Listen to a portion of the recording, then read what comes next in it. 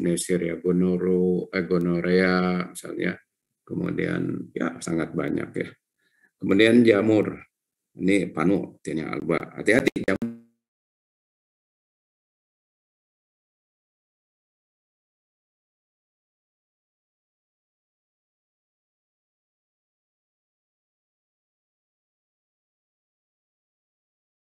dan burung merpati. Dan kadang-kadang kesibukannya dan lain sebagainya lupa membersihkan kandang dari kotorannya itu, kadang-kadang begitu gitu. Nah, suatu saat dia sakit parah, ya punggungnya sakit betul gitu, ya cek gitu, ya nggak ketahuan terus ya. Ya tidak tahu bagaimana caranya, dokter setelah meninggal itu ditemukan bahwa di sumsum tulang belakangnya itu penuh dengan materi putih. Ternyata itu jamur katanya. Dan jamur itu adalah jamur yang mirip tumbuh di mana? Di kotoran kotoran burung tadi katanya. Jadi ternyata ya kita tahu kan jamur itu kan bisa tinggal di mana saja selama substrat ya materi organiknya tersedia dengan baik gitu ya. Jadi bisa saja ternyata penyebabnya tadi salah satu sporanya bisa sukses menembus sistem peredaran dan ternyata masuk ke apa namanya ke sumsum tulang belakang dan tumbuh berkembang di sana. Dan ternyata kita tahu kan sedikit demi sedikit karena dijadikan sumsum tulang belakang menjadi medium hidupnya, kan kita tahu kan jamur itu mensekresikan enzim-enzim pencernaannya ke substratnya kan ya. Lalu oleh hipanya itu dihisap ya monomer-monomer seperti asam amino ya, kemudian di monosakarida, asam lemak dan lain sebagainya. Anda bayangkan sumsum kita di sedikit demi sedikit dimakan oleh jamur seperti itu ya. Waduh, sakitnya luar biasa. Mengerikan. Jadi artinya apa? Ini informasi pada kita untuk hati-hati dengan kesenangan. Termasuk nanti kita lihat ada beberapa kesenangan yang berbahaya ya. Ini ada protozoa ya, Entamoeba histolytica, ada Entamoeba coli ya, gitu ya. Kemudian malaria ya, tadi kita tahu Plasmodium, ada falciparum dan lain sebagainya, Plasmodiumnya. Nah ini cacing yang kadang-kadang ini juga ada erat kaitannya. Misalnya cacingnya itu cacing hematobium biasanya, ya, Schistosoma hematobium atau Japonicum. Cacing ini pernah rame dulu sebelum Perang Dunia Kedua kalau nggak salah, di Korea, di Cina gitu ya, dan lain sebagainya. Apa namanya, banyak masyarakat di sana terkena sistomiasis ini ya, sistomiasis ini itu karena kita tahu kan masyarakat di sana apa namanya senang sekali mengkonsumsi ikan segar gitu ya, ikan segar dari laut langsung ya, cuma potong-potong kan di YouTube sering kita lihat. Misalnya gurita itu masih kerayap-kerayap dimasukkan ke cuka langsung dimakan gitu ya, seperti itu. Dan kita tidak tahu di dalamnya itu ternyata ada kista dari jenis cacing ini gitu. Dan ketika masuk ke saluran pencernaan mungkin saja ada yang eksis dan hidup di tubuh kita, mungkin di sistem peredaran darah kita, mungkin di hati, mungkin di ginjal dan lain sebagainya gitu ya. Dan ini jelas sangat berbahaya.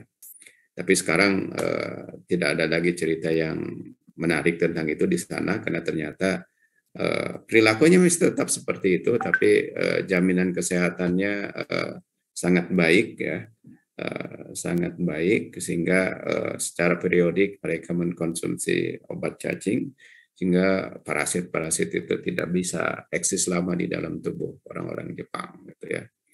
Ini ada kasus juga, orang ini senang sekali dengan ikan bakar setengah matang. Kasusnya serupa ya, dosen IKIP kalau dulu ya, dosen IKIP sama gitu. Dia senang, dia konsumsi, ya kita tahu lah, di situ ada rasa, ya mungkin ada rasa manis dan lain sebagainya yang disukai oleh orang tertentu ya. Ya, dikonsumsi, ternyata kistanya tadi ya jadi masalah. Masuk ternyata di ikan tadi ada kista dari cacing itu ya. Nah, itu ada di otot, lalu pada saat dikonsumsi masuk ke dalam tubuh kita, dan pemanasan yang tidak tuntas itu juga bisa menstimulasi untuk aktif kan. Nah, lalu dia menderita sakit cukup lama sampai Singapura segala macam. Ya ternyata apa yang terjadi ya diketahuan bahwa ternyata hatinya penuh dengan cacing hati sejenis ini, Schistomiasis ini, karena dari ikan katanya. Ya sampai meninggal karena sudah tidak tertolong, hatinya rusak. Gitu.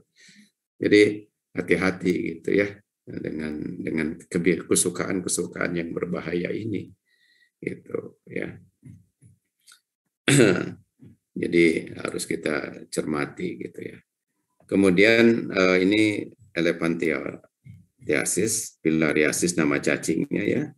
Elephantiasis ini jenis penyakitnya, cacingnya nih Buccaria brandcopti nama ilmiahnya. Cacing ini sama ditularkan juga oleh nyamuk. Nyamuknya Culex kalau tidak salah ya. Culex. Jadi larva cacing ini sangat kecil, dan ketika nyamuk itu menusuk, dan itu bisa masuk bersama air liur ke jaringan tubuh kita. Dan dia akan tumbuh berkembang biasanya kalau selamat gitu ya, karena tubuh kita juga memberikan perlawanan gitu ya. Nah, kalau selamat dia bisa eksis biasanya di pembuluh lim. Ya, pembuluh lim. Ya, beberapa di YouTube ada gambar-gambar yang menarik tentang akibat dari filariasis ini. Kakinya bisa seperti kaki gajah gitu ya. Pokoknya luar biasa lah pokoknya ya, berbahaya gitu. Karena kalau sudah tersumbat sistem limnya, nanti jaringannya itu bisa hancur ya, rusak gitu, dan ya bisa mengganggu aktivitasnya. Dan bahkan ada satu gambar ya yang menarik adalah lagi apes mungkin orang itu, ternyata si larva cacing ini hidup pada kantung jakar, dan ternyata kantung jakarnya itu dihambat limnya, tidak bisa lagi masuk ke jantung dan ke peredaran darah seperti yang kita tahu. Ya jakarnya lama-lama membesar, jadi seperti kalau dibuka sarungnya itu seperti punya kaki 3 gitu ya. Itu bisa dibayangkan mengganggunya. Nah ini daerahnya hati-hati, Kabupaten Bandung ini endemik ini, ya endemik cacing ini, hati-hati. Ya. Jadi makanya sangat disarankan untuk mengkonsumsi obat cacing secara rutin, gitu ya, agar kita tidak terganggu oleh berbagai jenis cacing ini, ya, gitu. Dan cacing lain yang kadang-kadang dianggap sepele, ya itu misalnya cacing kremi, ya, cacing kremi. Pernah dengar kan ya? Cacing kremi ini sebenarnya kalau ada di dalam usus besar itu tidak terlalu mengganggu, karena dia mengkonsumsi sisa-sisa pencernaan yang sedang membusuk gitu di sana. Tapi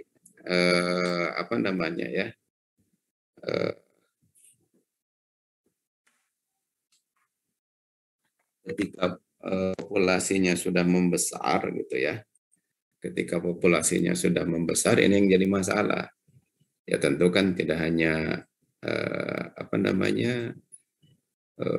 sisa dari proses pencernaan saja yang dimakannya, mungkin ke yang lain gitu ya. Jadi, nah ini yang menarik, ini juga mudah dibasminya ya, cukup dengan tadi minum obat itu. Tapi bisa saja secara mekanik ya. Halo, kedengaran suara saya? Mau saya nih? Kedengaran Bapak. Ya. Jadi ada kebiasaan perilaku hidup cacing ini. Cacing ini biasanya bertelur di anus ya. Anus ya. Dan kalau anak kecil biasanya tanpa kontrol langsung digaruk gitu ya. Digaruk dan itu menyebabkan luka. Akibatnya apa? Telur itu masuk lagi ke sistem peredaran darah. Itu yang disebut dengan autoinfeksi gitu. Nah, oleh karena itu kalau nanti Anda punya anak atau punya adik gatal, adik kecil jangan adik besar ya. Nah, misalnya anak Anda yang masih kecil gitu ya, itu gatal itu segera saja, nggak usah ragu ya. Buka saja celananya, lihat duburnya, beri cahaya, nanti kelihatan si apa bagian belakang dari cacing kremi ini sedang membuat atau merangsang sedemikian rupa kulit kita itu jadi gatal sehingga bisa digaruk. Ya. Atau kadang-kadang ketika digaruk nempel di kulit di jarinya, lalu ketika tidur lupa karena tidur kan orang tidak bisa kontrol ya, mimpi makan atau ngemot loli gitu ya, dikemot lah jarinya, jadilah masuk gitu. Nah itu hati-hati seperti itu. Nah, kadang-kadang perilaku sepele jadi masalah besar. Kemudian penyakit yang kedua, kelompok yang kedua penyebab abiotis ya. Itu pencemaran lingkungan. Penyebabnya tadi saya katakan bronkitis ya. Kemudian emfisema. Emfisema itu biasanya bisa CO2 atau CO yang berlebihan. Bisa juga ozon yang ada di sekitar kita. Kalau ozon yang di atas itu tidak ada masalah sebenarnya. Jadi ionosfer itu nggak masalah. Tapi kalau di sekitar kita ini sangat berbahaya karena ternyata ozon yang terhirup itu bisa menyebabkan alveolus itu menjadi sangat kaku.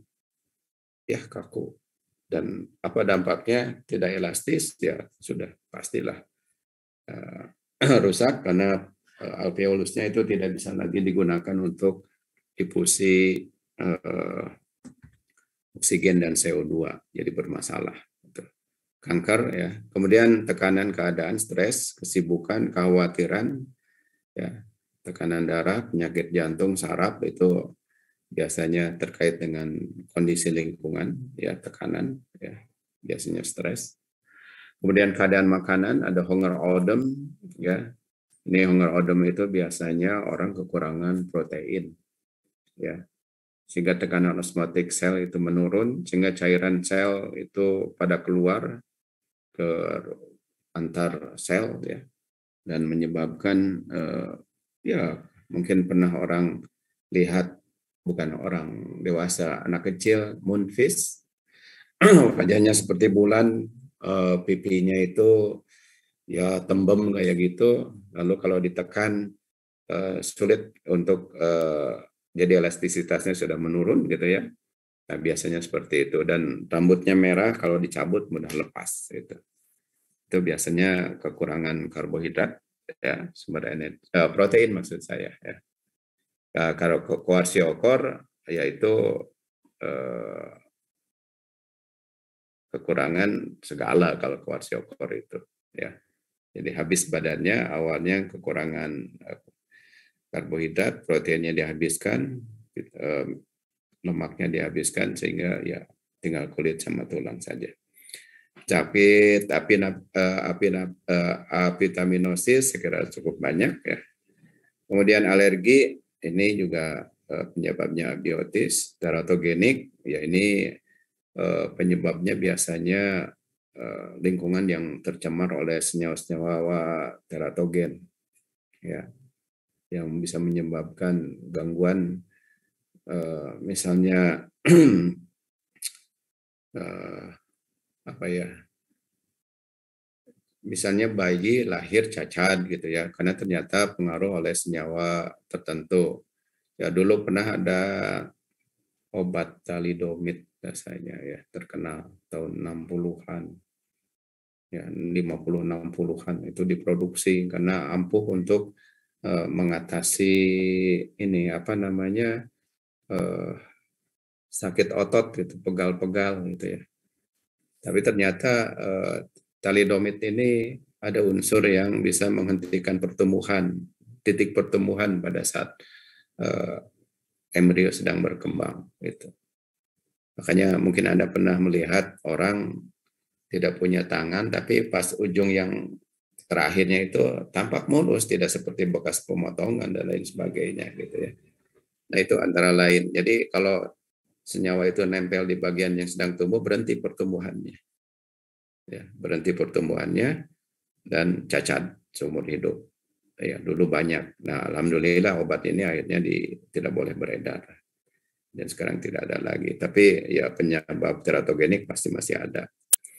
Ya, jadi ini perbedaannya di negara maju dan negara berkembang. Anda bisa lihat ya. Di negara berkembang penyakit menular lebih banyak karena kondisi lingkungan yang kurang baik, sanitasinya buruk. Di negara maju ya karena tuntutan, tantangan, dan lain sebagainya, serta gaya hidup lah ya, ya stres biasanya, ya, yang banyak terjadi. Kemudian penyebaran penyakit dipengaruhi oleh 3 faktor. Kepadatan populasi, saya kira makin banyak penduduk, ya mudah sekali penyakit itu menular. Jadi penduduk yang banyak, ya satu sama lain jelas saling mudah berdekatan sehingga mudah menular. Lalu juga sifat biologis patogen atau parasit, ya virulensinya. Jadi kesaktian dari patogennya itu sendiri. Kalau daya tahan patogen itu kuat sehingga ya bisa dengan mudah menular atau dalam waktu cukup lama bisa dia eksis, ya tidak langsung tapi satu saat bisa saja langsung terkena orang ya dan menular. Kemudian cara penularan ya, jadi walaupun disepakati udara bukan bagian penularan dari virus gitu ya, tapi dropletnya itu ternyata memungkinkan. Jadi kalau virus dalam satu droplet air liur yang sangat kecil gitu ya, terhisap oleh hidung kita ya terus ya bisa saja kalau tubuhnya sedang lemah ya itu bisa terkena penyakit itu. Yang berikutnya ada kerentanan manusia ya. Kerentanan manusia ini ya daya tahan tubuhnya kurang makan, terlalu capek, kurang istirahat gitu ya. Ini mudah parasit ini masuk ke dalam tubuh manusia. Lalu yang berikutnya faktor yang tidak tergantung kepada kepadatan populasi. Ya kita tahu ya, mau banyak mau sedikit kalau cuaca ekstrim ya itu bisa saja terlalu dingin, terlalu panas menyebabkan kondisi tubuh kita menjadi lemah kan. Kalau lemah, nah, bibit penyakit mudah eksis. Kemudian yang berikutnya keadaan sanitasi masyarakat ya. Yang sanitasinya buruk dan baik itu jelas menjadi fasilitas mudah tidaknya penyakit itu menular. Kemudian kebiasaan, ya kebiasaan apa ya? Kebiasaan misalnya kalau di daerah sering mungkin Anda lihat orang punya kerbau, kerbaunya itu disimpan di samping rumahnya gitu ya, tidak jauh dengan rumahnya, bahkan bau harum kotorannya juga tercium ketika makan misalnya. Nah, seperti itu ada di tempat-tempat tertentu. Anda bisa cek aja di Lembang, mungkin bisa saja gitu ya. Ada yang punya sapi satu diperah setiap hari dan disimpannya itu atau dipeliharanya itu ya betul-betul dekat rumah. Ya, itu juga hati-hati cukup sangat apa ya mempengaruhi penyebaran penyakit gitu. Kemudian di sini ada dinamika epidemi influenza. Ya, ini biasanya di daerah subtropis ya, di kita jarang terjadi. Ya, ini pada saat musim dingin puncaknya gitu ya. Ini bisa terjadi katakan cukup lama tidak menyerang tapi setelah 40 tahun bisa terjadi serangan yang luar biasa hebat dan bisa menyebabkan kematian yang luar biasa. Walaupun ada beberapa jenis influenza ini dapat menghasilkan kekebalan seumur hidup gitu ya. Ya bisa dilihat lah, bayi 0 tahun sampai balita itu meler terus kan, itu menunjukkan yang bersangkutan kena influenza ya. Tapi setelah lewat 5 tahun meler itu tidak ada lagi gitu ya. Dan seterusnya. Kalau sudah dewasa kan jarang terkena lagi. Nah itu jenis virus yang lain gitu. Nah, virus yang sama artinya kekebalannya sudah terbangun. Ini tadi sudah saya katakan faktor musim dingin penyakit menghebat. Kenapa? Pada saat musim dingin, terutama musim dingin ya, atau di kita musim penghujan, itu biasanya daya tahan tubuh kita menurun, dan ini bisa menyebabkan penyakit menghebat terutama flu ini. Nah, yang menarik ini nyamuk ya. Nyamuk luar biasa keanekaragamannya di kita. Anda bisa lihat Anopheles itu ada 68 spesies yang tercatat. 22 itu menjadi vektor malaria. Ya. Jadi sawah, genangan air, selokan, danau, rawa, tambak itu tempat-tempat nyaman bagi mereka untuk berkembang biak ya. Nah, oleh karena itu harus kita perhatikan. Ya. Jadi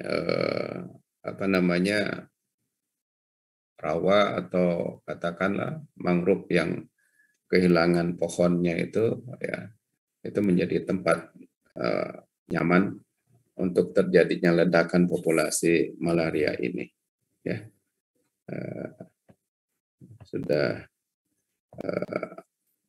Itu artinya bahwa artinya dijaga betul ya, seperti pernah terjadi di Sukabumi misalnya. Di situ ada endemik malaria dan itu salah satu penyebabnya ya mangrove-nya dihilangkan. Padahal kita tahu mangrove itu tempat hidup ikan-ikan kecil dan di situ juga tempat nyaman hidup jentik-jentik malaria. Tapi karena ada ikan kecil, pastilah dikonsumsi, dimakan gitu ya. Gitu. Jadi hati-hatilah. Kemudian Culex fatigan, ini vektor filariasis ya. Tempatnya adalah air yang mengandung senyawa organik. Ya. Kemudian Mansonia juga ini penyebab vektor filariasis di rawa-rawa kalau ini. Kemudian Aedes aegypti ini penyebab demam berdarah, chikungunya ya. Ini selalu air jernih, bak mandi itu menjadi air-air yang bersih ya. Dan jangan lupa selain di pas bunga juga kadang-kadang di dispenser di situ ada tempat penampungan air berlebih ya. Itu kadang-kadang di situ menjadi tempat nyaman. Dan ternyata untuk pemberantasan nyamuk itu sanitasi, jadi menghilangkan habitat nyamuk itu menjadi yang sangat efektif. Ya, jangan pakai batu baterai. Ya. Ini bisa nggak batu baterai untuk memberantas nyamuk? Ini Septiana. Kalau batu baterai, sepertinya tidak, Bapak. Atau siapa? Bisa. Tapi berbahaya, Bapak. Oh iya, benar berbahaya karena pada saat nyamuk terbang dilempar nanti kena kaca orang ya. Betul. Jadi jangan dipakai ya. Baik, kita lanjut ya. Hubungan lingkungan dan kesehatan ini yang menarik ya. Ini yang harus kita cermati. Lingkungan sebagai tempat hidup penyebab sakit ya. Kita tahu lingkungan dan tempat hidup bibit penyakit tadi sudah dikatakan. Tempat hidup hospes, tempat hidup vektor gitu ya. Nah, di sisi lain, lingkungan juga bisa menjadi penyebab sakit. Apa? Misalnya fisik, suhu, terlalu panas, cahaya, ya bisa saja kan. UV-nya terlalu kuat, itu bisa menyebabkan kanker kulit misalnya. Ya. Kebisingan, radiasi, dan lain sebagainya, ya kelompok fisik. Biologis, ya bakteri, virus, jamur, cacing itu ada di sekitar kita, ada di lingkungan kita. Kemudian kelompok kimiawi, kita ya di rumah juga kan sering pakai pestisida ya, nyemprot nyamuk itu ya. Ada B3 itu sangat banyak nanti kita lihat ya. Nah, sisa insektisida di rumah, sisa pupuk ya jelas. Yang sering lupa ini kelompok sosial, yang sering membuat tekanan psikososial yang ya bisa saja menjadi stres orang itu. Ya, kelompok sosial ini ya Anda sudah tahu lah ya, tadi salah satunya. Kemudian yang berikutnya, pengaruh lingkungan terhadap pola penyakit. Ya, sekali lagi, kondisi dan sanitasi lingkungan ideal, penyakit tidak menular. Kondisi dan sanitasi lingkungan kurang baik, jelas penyakit mudah menular. Jadi hubungan lingkungan dan kesehatan itu erat sekali karena kita ada di sekitar bibit penyakit. Ya. Kita juga bisa berada di lingkungan yang kurang baik dan lain sebagainya. Nah, salah satu hal yang penting adalah sanitasi rumah. Ya.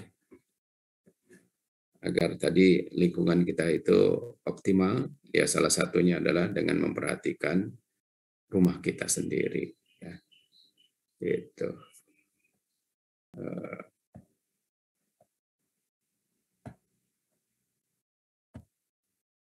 Ya. Halo Dinda. Dinda Sylvia. Hadir, Pak. Ya, bisa on cam? Oh, bisa, Pak. Ya. Ya, bagus. Dinda, di sini kan ada kriteria rumah yang sehat gitu ya. Gitu. Nah, Dinda nanti kalau udah nikah mau punya anak berapa?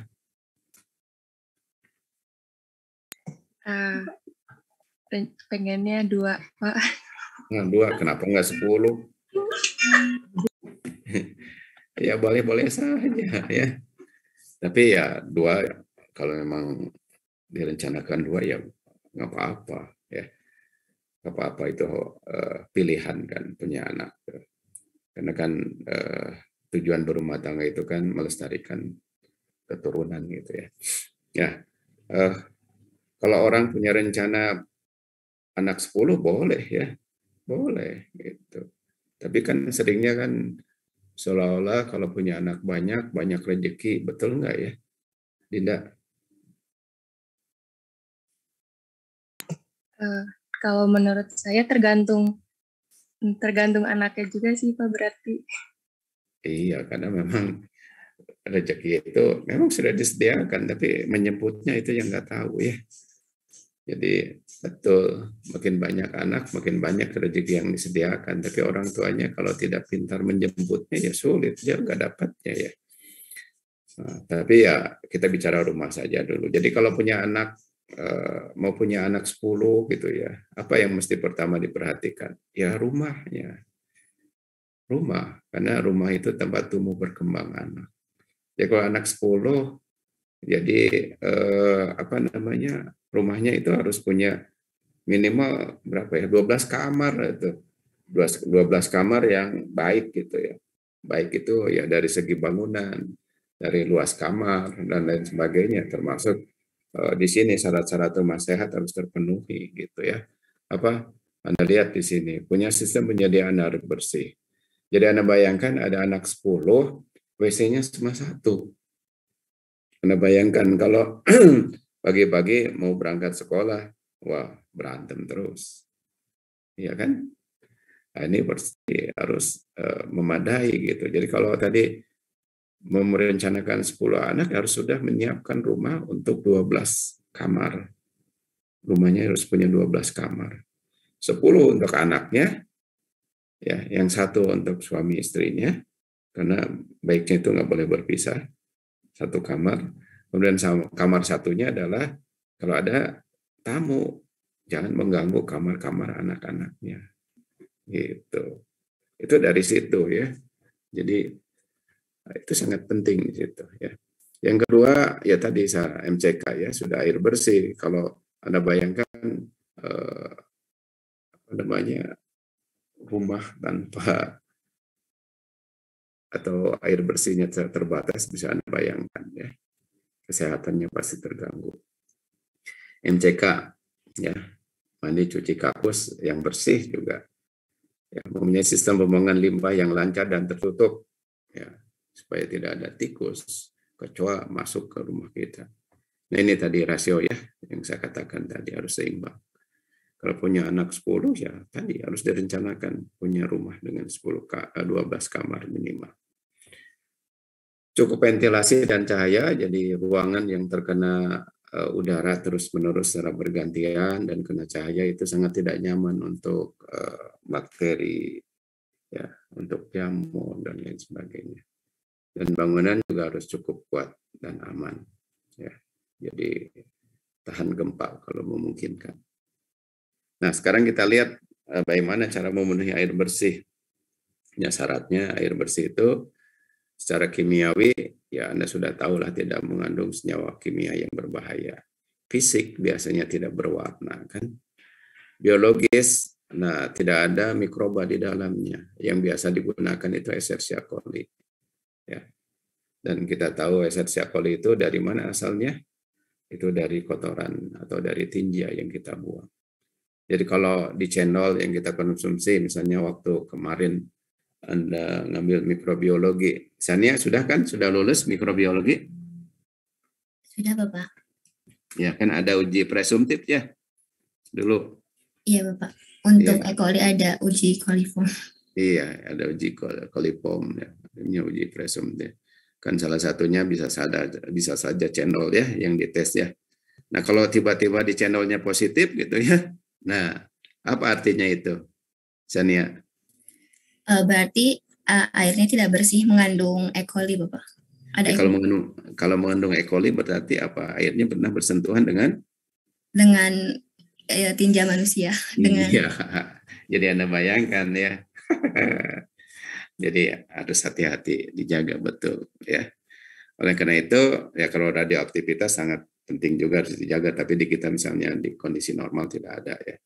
Oleh karena itu pada saat menyediakan air minum, misalnya membuat sumur, ya makanya harus perhatikan lokasi dan konstruksinya supaya tidak tercemar dari ya yang dekat dengan kita ya septic tank kan.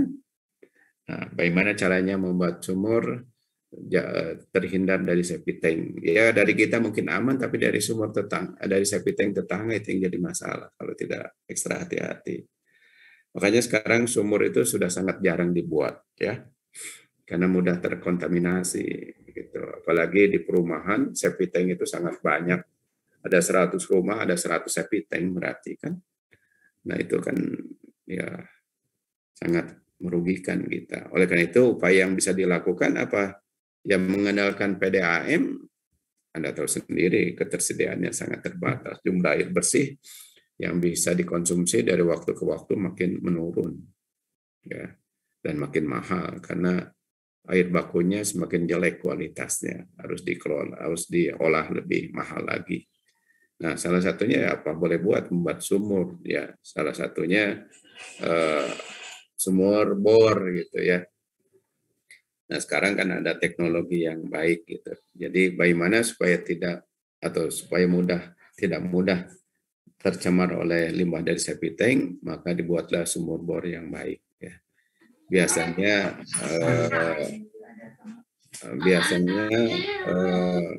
sumur bor ini menggunakan poralon yang paling kuat ya. Biasanya tergantung keinginan diameternya dan kedalamannya gitu ya. Contoh saja di rumah saya itu tidak jauh dari septic tank sebenarnya ya. Ada di depan rumah. Kan biasanya kalau buat sumur itu kan septic tank di depan rumah, sumur di belakang gitu. Ya, tujuannya apa? Menjauhkan dari septic tank gitu. Ya, jadi kalau mau buat rumah tolong septic tanknya itu ada di depan rumah.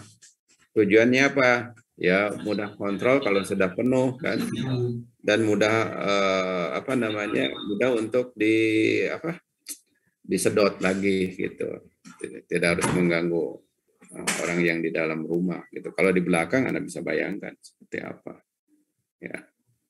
Nah, konstruksinya kalau dulu kan sumur 3 meter pertama itu harus di beton, tembok gitu ya. Lalu tidak terkena air hujan gitu ya. Jadi ada penutupnya. Kemudian tempat timbanya itu ya lantainya itu agak miring sedikit sehingga tidak ada air yang bisa masuk ke dalam sumur dari sekitarnya dan seterusnya. Agak ribet gitu ya. Nah, makanya sekarang banyaknya menggunakan sumur bor. Nah, salah satunya adalah tadi ya seperti di rumah saya itu sampai kedalaman 20 meter itu pakai paralon yang sangat paling tebal lah ya, dengan diameter 4 in atau lebih, masukkan. Tujuannya apa? Selama dalam 20 meter itu agar air permukaan itu ya termasuk mungkin air limbah buangan, air lebih dari septic tank itu kan pasti dikeluarkan. Itu tidak masuk ke dalam sumur kita. Lalu disambung lagi ke bawah sampai kedalaman 40-50 meter dengan paralon 2 inch. Ya, dari situlah air kita ambil.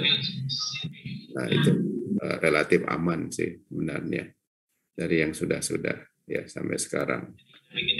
Gitu ya. Atau bila perlu ada tambahan yang lain gitu ya. Apa misalnya air yang diperoleh itu kita filter lagi gitu. Kita filter lagi, kita pakai nanti kita lihat di akhir ada beberapa bagaimana membuat air menjadi lebih baik lagi kualitasnya dengan menggunakan media filter. Ya. Ini siapa yang bocor ini ya?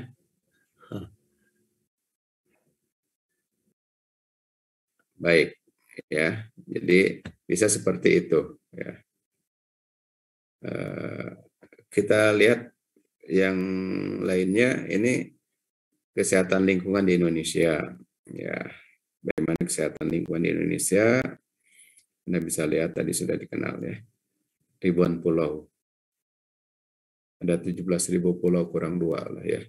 Karena sepadan Legitan diambil Malaysia. Ya. Ada di daerah tropis. Keanekaragaman spesiesnya tinggi. Maka banyak spesies penyebar dan penyebab sakit. Ya, penduduknya padat. Ya. Cukup padat ya. Ya, butuh pelayanan kesehatan yang tinggi. Kemudian wabah penyakit mudah menyebar, banyak usia muda ya, sehingga rentan dengan penyakit. Kan waktu kemarin ditunjukkan piramidanya kan, piramidanya berbentuk piramid gitu. Jadi itu menandakan laju pertumbuhannya tinggi gitu ya.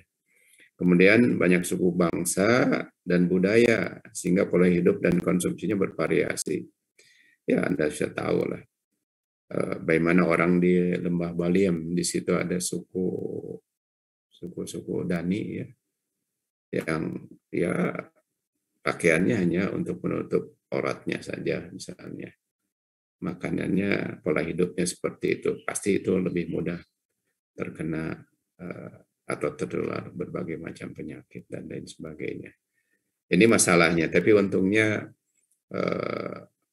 waktu zaman Pak Soeharto presidennya, ya sebagai presiden cukup lama, itu ada satu kebijakan yang sangat menarik ya. Apa yang sangat menariknya itu adalah di setiap kelurahan itu dibangun satu puskesmas, ya pusat kesehatan masyarakat gitu. Ya alhamdulillah sampai sekarang.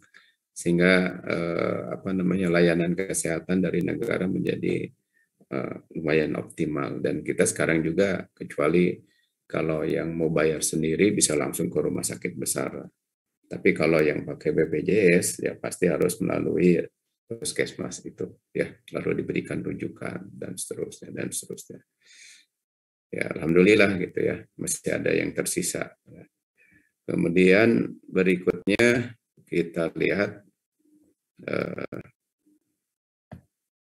Ini masalah kesehatan lingkungan di Indonesia, ya, kurangnya persediaan dan penggunaan air bersih, ya, jelas. Di Pulau Jawa itu mungkin 50% penduduknya bisa memanfaatkan air bersih, ya, populasinya. Kemudian kurang penyediaan dan penggunaan jamban di beberapa tempat, sungai itu menjadi jamban panjang. Lalu pembuangan sampah ya terus ditangani sampai sekarang, terus berkembang. Tapi di daerah-daerah ada orang dengan mudah bawa tong sampah ke tempat sampah, lalu pergi ke pinggir sungai, lalu melemparnya ke sungai. Itu sangat menyedihkan. Ya. Ini pembuangan limbah yang sembarangan juga masih ada. Kemudian pengaturan tata rumah yang Anda bisa lihat acak-acakan kecuali di perumahan, ya. Kemudian pencemaran sungai yang digunakan penduduk sebagai sumber air untuk kebutuhan rumah tangga ini masih ada. Ya. Di hulu masih ada orang buang tinja, di hilir dekat hulu itu orang masih menggunakannya untuk mandi cuci. Gitu. Jelas-jelas ini sangat mengkhawatirkan. Ya. Nah ini kalau sulit memperoleh air bersih, kita bisa melakukan penjernihan air. Ya. Ini penyaringan lamat, low sand filter. Jadi ini bahannya Anda bisa lihat di tahapannya ada koagulasi, bisa menggunakan tawas. Ini 2 gram per 20 liter air, jangan terlalu banyak air tawasnya. Lalu diendapkan, ya, kalau sudah diendapkan nanti difiltrasi. Filtrasinya bisa dengan pecahan genteng, pasir beton, ya. Cangkok kelapa ini penting untuk menyerap bau, ya. Kemudian bisa saja ditambah kaporit, ini lebih sedikit lagi, 0,2 gram per 20 liter air, ya. Kalau masih asam ditambah dengan kapur tohor, ini aturannya 2 gram per 20 liter air kalau asam. Nah, jadi ini yang mungkin sering Anda lihat, ya, gambarannya. Gitu. Ini air yang diperoleh dari bak pengendapan, lalu bagian atasnya difilter, sehingga nanti air yang keluar relatif bersih. Tapi ada juga ini yang kemarin pernah didemonstrasikan di daerah banjir, jadi dia menyedot air banjir masuk ke mesin yang ada di dalamnya, dan keluar jadi air bersih. Ini banyak, tapi ini tidak cukup mahal, tidak dimiliki oleh perorangan, biasanya oleh lembaga-lembaga tertentu. Ya. Jadi begini susunannya, ya. Kalau Anda buat sekarang, kalau Anda cek di YouTube, banyak sekali orang-orang melakukan atau pengembangan teknologi penjernihan air tidak begini saja. Ya. Saya di rumah juga berbeda dengan ini. Jadi saya dilengkapi juga dengan penjernih air juga, gitu ya. Di bahan baku utamanya ini, ya, di sini itu bukan pecahan genteng, bukan pasir, tapi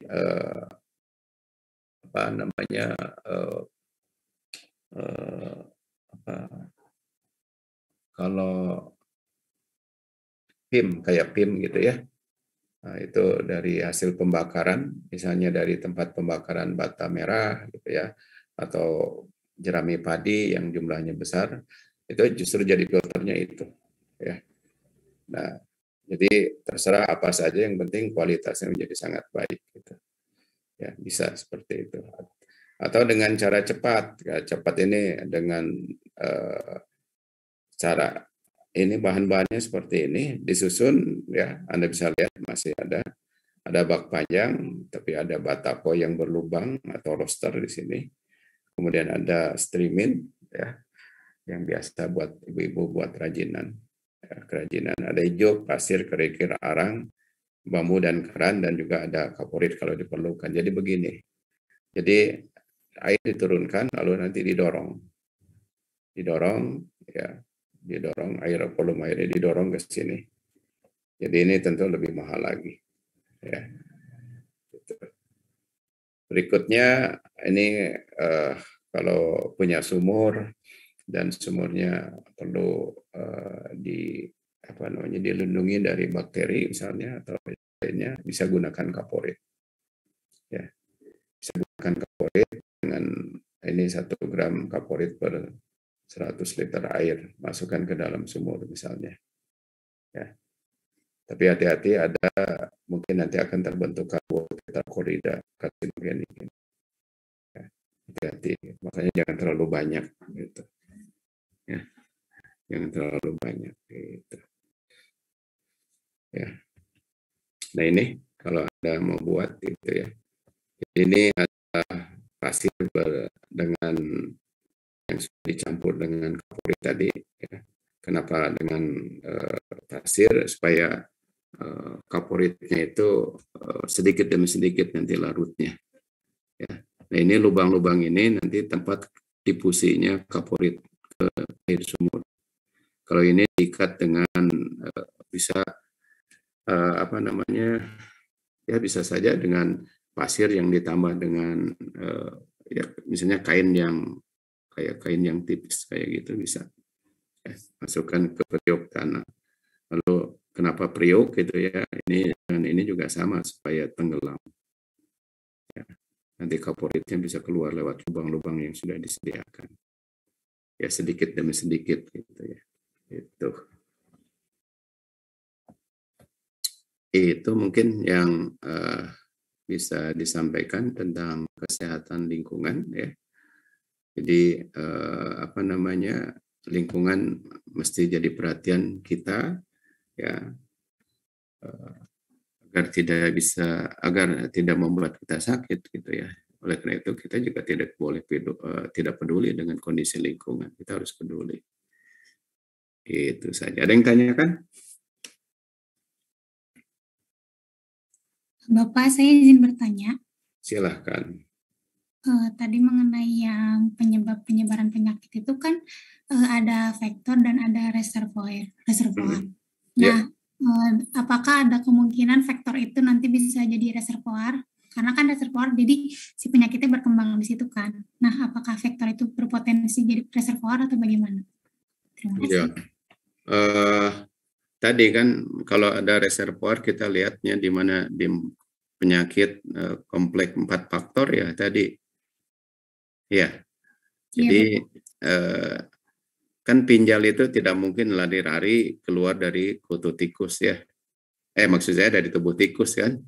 Ya tidak mungkin lari gitu karena dia butuh makan, ya makannya darah dari tikus kan. Itu artinya ya tidak mungkin lah bisa ada perubahan seperti itu. Posisi itu mungkin ya sudah dari sononya seperti itu ya. Atau manusia bisa jadi vektor ya nggak bisa lah, manusia yang kena penyakit itu juga sakit gitu ya. Begitu. Ya, agak susah gitu ya, agak susah. Gitu. Baik Bapak, terima kasih. Oke, ada lagi? Saya izin bertanya Pak. Silakan Nur. Ya terkait tadi kan ada yang faktor biotik dan juga abiotik ya Pak ya. Kemudian ada seseorang gitu ya, dia mengonsumsi makanan yang di dalamnya itu ada mikroorganisme yang menghasilkan racun, kemudian dia mengonsumsi racunnya. Dia kan sebenarnya sakitnya karena racun tersebut ya Pak ya. Itu maksudnya faktornya ke biotik atau abiotik? Racunnya siapa yang menghasilkan? Misalnya dari jamur gitu, dari mikrotoksin. Ya biotik juga itu. Karena kan bakteri jamur yang menyebabkan sakit itu bukan jamur dan bakterinya, tapi justru produk bakteri ya. Iya. Yang membuat orang diare itu kan ada toksin yang dihasilkan dari bakteri atau dari jamur yang masuk ke dalam tubuh kita. Nah, ternyata toksinnya itu kan berasal dari biota itu kan. Ya tetap aja penyebab biotik. Oke, baik Pak, terima kasih. Ada lagi? Pak Wahyu mau menambahkan? Atau ada yang perlu ditambahkan lagi? Ya cukup Pak. Baik, kalau tidak ada lagi, saya ingatkan minggu depan ya mulai ya presentasi ya Pak Wahyu ya. Ya betul Pak. minggu depan, jadi tolong saja jumlah kelompoknya berapa sampai saat ini kan saya belum tahu, nanti dikondisikan saja supaya bisa dibagi 3 waktu ya Pak Wahyu. 3 minggu ya, 3 minggu silakan diundi lah ya. Diundi, jangan sampai nanti ada yang kebagian, ada yang tidak. Ini sengaja dirancang untuk semester ini 3 pertemuan seperti semester sebelumnya. Kalau sebelum-sebelumnya paling banyak 1 kali gitu ya. Ya, sebelum-sebelumnya itu hanya 1 kali gitu. Jadi, nah sekarang semua harus punya kesempatan untuk mempresentasikan hasil observasi tentang masalah lingkungannya ya. Nanti yang mendengarkan boleh bertanya, menyanggah dan lain sebagainya. Ya mirip seminar kecil lah kita. Kan kalau di seminar-seminar internasional, walaupun sekarang banyaknya online ya Pak Wahyu, ya online itu nggak pernah pesertanya sampai 70 orang dalam satu sesi ya, jarang ya, kecuali pleno ya. Nah ini menarik itu pesertanya banyak gitu ya. Saya kira itu, kalau tidak ada lagi yang ingin ditanyakan tentang tugas atau materi yang barusan, UTS-nya, UAS-nya sampai ini ya, sampai kesehatan lingkungan. Jadi tidak terlalu banyak kelihatannya ya. Apa saja Pak Wahyu materinya itu setelah UTS itu etika ya. Etika lingkungan, biodiversitas, konservasi, kesehatan lingkungan, cuma 4 materinya ya untuk UAS-nya. Begitu. Jadi materi yang diseminarkan tidak diuaskan. Takut pusing Anda karena terlalu banyak nanti. Cukup ya Pak Wahyu kalau tidak ada yang ditambahkan. Mungkin ini PJ-nya dari kelas A dan B.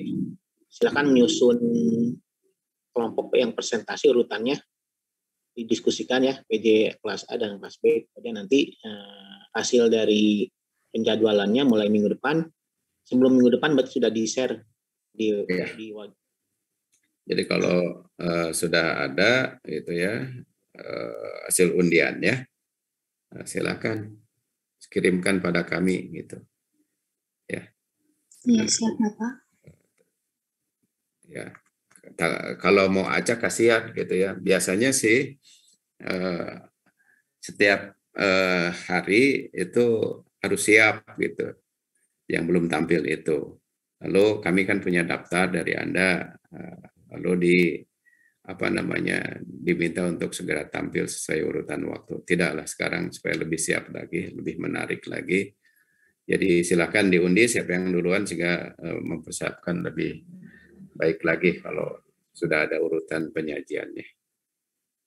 Saya kira itu ya. Oh iya, cukup? Cukup, Pak. Baik, kalau tidak ada yang tanyakan, kita tutup saja. Mudah-mudahan waktu yang sudah diluangkan sekali lagi selalu menjadi bagian dari amal soleh kita. Ya, terima kasih semuanya. Ya, kita tutup saja bagi yang Muslim dengan membaca hamdalah. Alhamdulillahirabbil alamin. Terima kasih semuanya. Pak Wahyu, terima kasih. Ya, yang sudah bertanya dan lain sebagainya. Ya, izin saya live duluan ya. Assalamualaikum warahmatullahi wabarakatuh.